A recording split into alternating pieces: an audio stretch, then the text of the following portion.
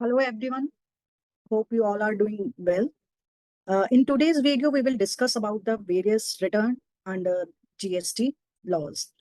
So first of all, let's understand how the monthly or quarterly return, the regular return that a taxpayer need to file works.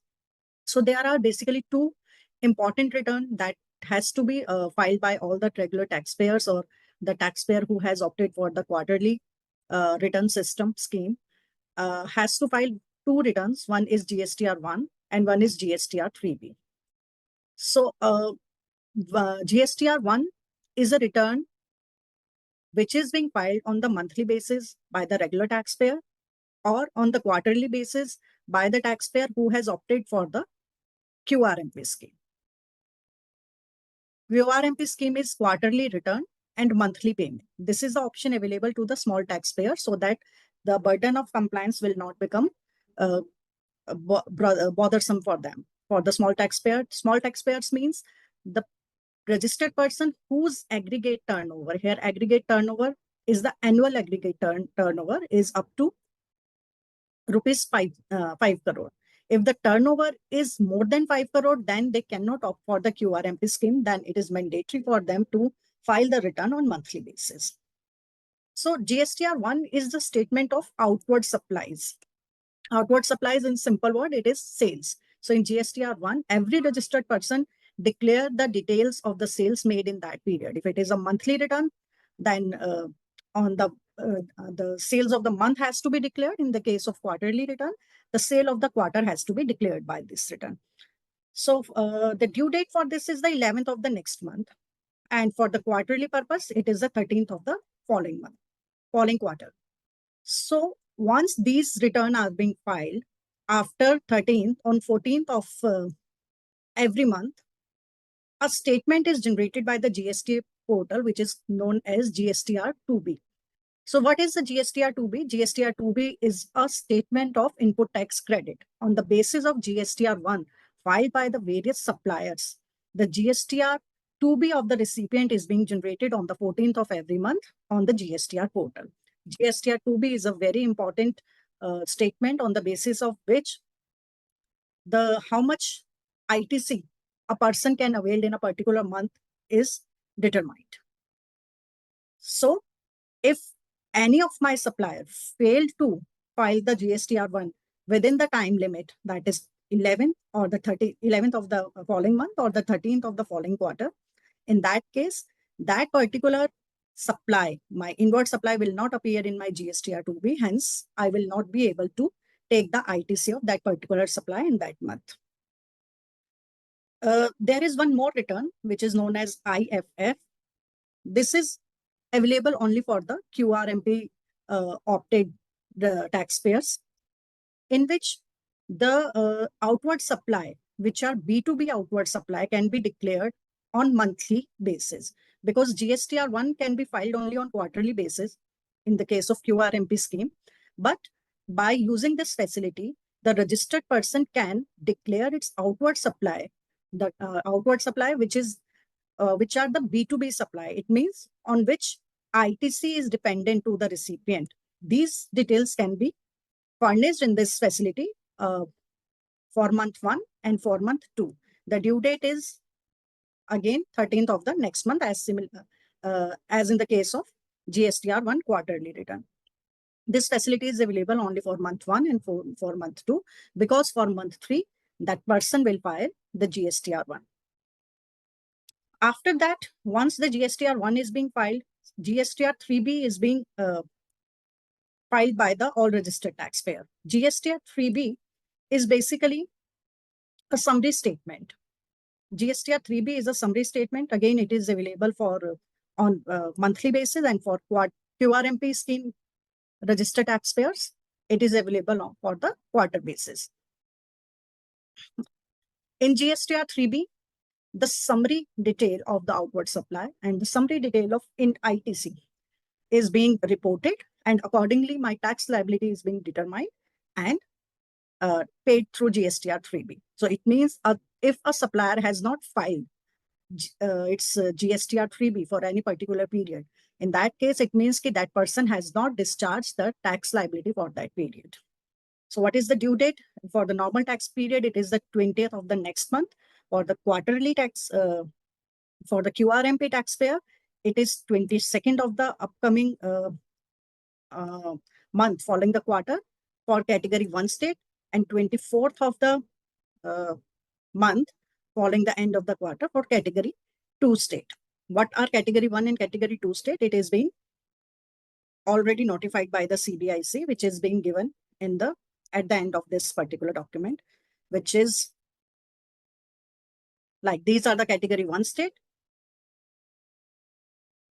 Gujarat, Dadar, Nagar Haveli, Kerala, Tamil Nadu, etc. For them, the due date for GSTR 3B will be 22nd of the month after the end of the particular quarter.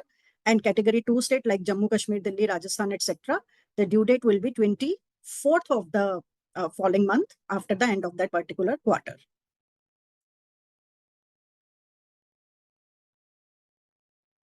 Other than these regular returns, there are various returns which are being filed mostly on the annual basis or on certain event like GSTR 4. GSTR 4 is the annual return for the composition dealer. It is not annual return. It is the yearly return for the composition taxpayer. If a person is registered under the composition scheme, then he has to file the yearly return in GSTR 4, the due date of which is 30th April after the end of the financial year. GSTR 5 is for the NRTP person, the people who are not resident in India but registered under GST. It is a monthly return which is to be filed by the 13th of the next month. GSTR 5 is a monthly return again for OIDAR services and online money gaming services. It is also monthly return has to be filed by the 20th of the next month. GSTR 6 is monthly return for the ISD, the taxpayer who are registered as input service distributor, and they have to file the return by 13th of the next month. GSTR 7 for the TDS, the people who are deducting tax, they have to file it by the 10th of the next month. GSTR 8 is for e-commerce operator. Due date is 10th of the next month. GSTR 9 is the annual return. This is the annual return for normal taxpayer, and the due date for which is 31st December after the end of financial year. 31st December after the end of financial year means for financial year 23-24, the due date will be 31st December 2024. Similarly, there is one more annual return, GSTR 9A. GSTR 9A is for composition dealer. It is an annual return for composition dealer, and due date is again 31st December after the end of the financial year. However, GSTR 9 and GSTR 9A both are not mandatory returns for the people, for the taxpayer whose aggregate turnover is up to 2 CR. So for composition dealer also, as the limit for the composition dealer is 1.5 CR. So filing of annual return in form GSTR 9A is not mandatory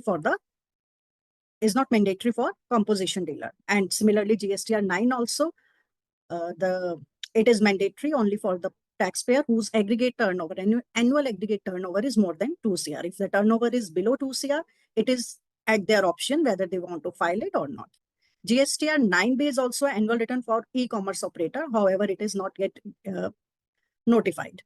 GSTR 9 says reconciliation statement and certification. It is a reconciliation statement of the turnover and ITC as per the GST laws and as per the audited financials of the taxpayer.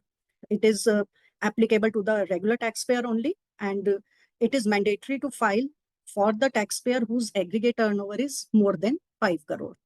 And due date is again 31st December after the end of the financial year. Earlier, in the first 2 financial year after the inception of GST, it is required to be certified by a CA or CMA, but now only the self-certification from the taxpayer is required. GSTR 10 is the final return, which is to be filed by all taxpayer if their registration has been surrendered voluntarily or is being cancelled voluntarily or by the order of the department. In that case, within 3 months, they have to file this particular return. GSTR 11 is for the UIN holder, in which they have to provide the details of all inward supplies received by them so that they can take the refund of those supplies. This is a monthly return and it has to be filed by the 28th of the month following the period for which the statement is being filed. Other than that, there are various auto-populated return which are being available on the GST portal and which are only for the view purpose, like GSTR 2A and 2B. These both of these return provide the details of the eligible ITC available to a registered taxpayer. Even many times it shows the ineligible ITC detail also, like the ITC which is not available because of the limitation of section 16 subsection 4 of CGST Act or because of the different place of supply. However, the difference between 2A and 2B is that GSTR 2A is dynamic return. It keeps changing, and GSTR 2B is static document and is available to download after the 13th of every month, that is the 14th, which we have discussed earlier also. GSTR 4A is also auto-populated return, and it is available only for the view purpose to the composition dealer. GSTR 6A for the person who has opted for the ISD. So these are the different type of returns available on the GST portal.